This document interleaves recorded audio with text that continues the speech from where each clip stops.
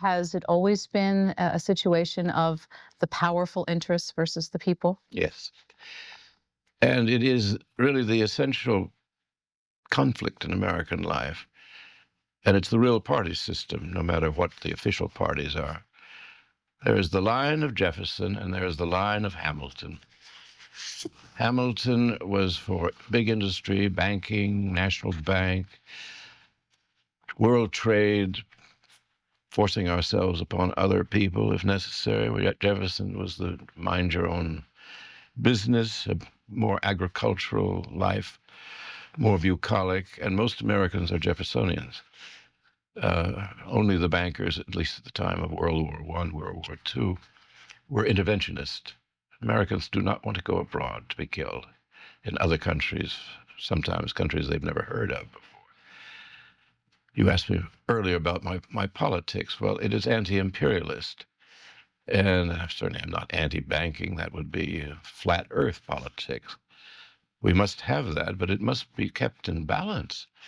And our problem is that they are the masters, and they have bought the politicians. Just look at this year. It's going to be $1 billion, $500 million anyway, paid on this election, an election that nobody's going to bother with if they can help it, because they're not interested.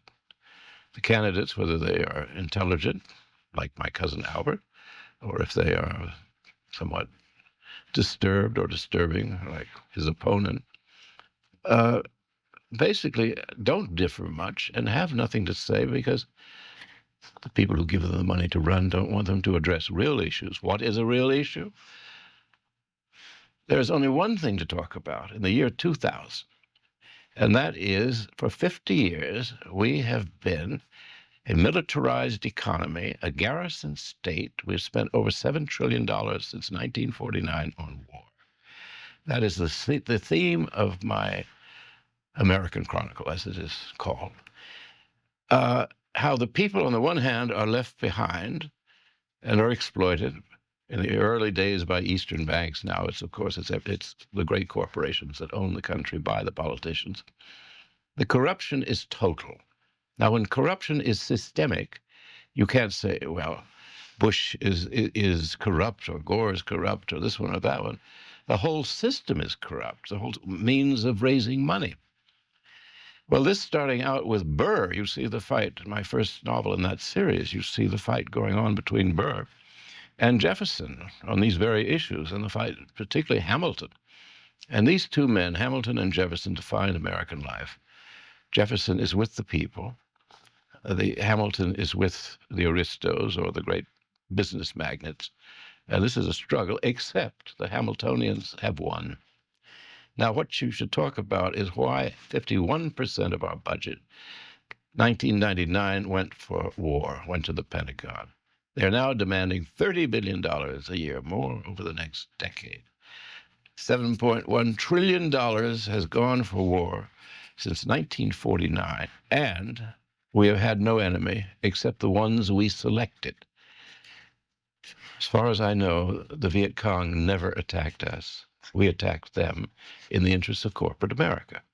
There were a lot of ties between great corporations and South Vietnam. We interfered in their civil war and in their affairs, and we have suffered greatly. Same thing with Korea. 49 was when the big buildup started. Officially, the good reason for the buildup was that Truman and Atchison were afraid we'd fall back into the Depression. We didn't get out of the Depression until 1940, when we started to arm to go to war against Hitler, and Japan struck at us. That ended the Depression. Now they're beginning to see dicey times coming. They love General Motors. They said, what's good for General Motors is good for the country, said the chairman of the board. And that meant war. It's been nothing but war ever since.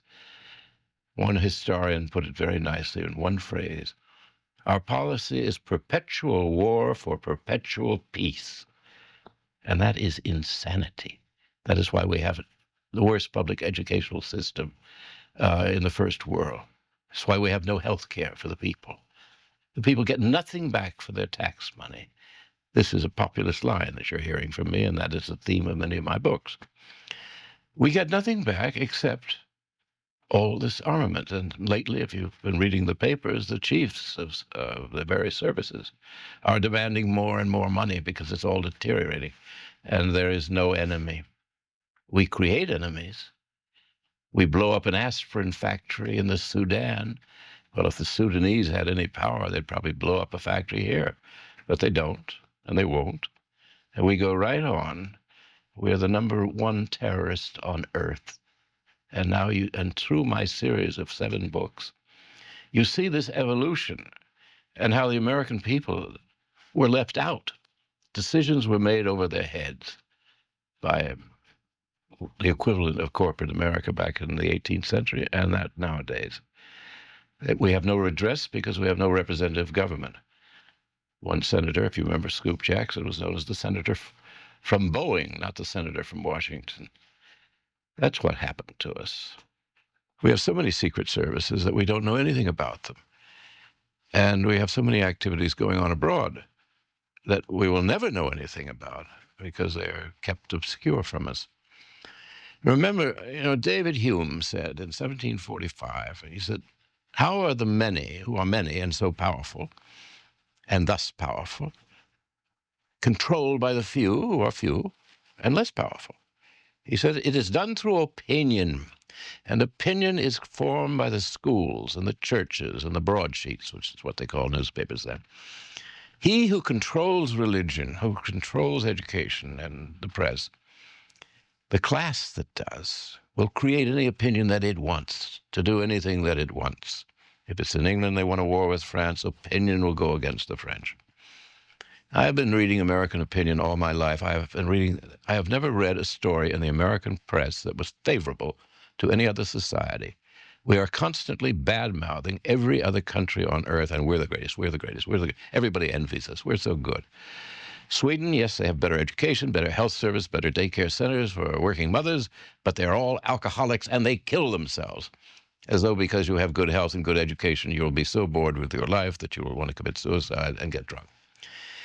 This constant drip torture of misinformation has really skewed the entire country. No one knows what to think about anything. I think a great many people have just pulled out.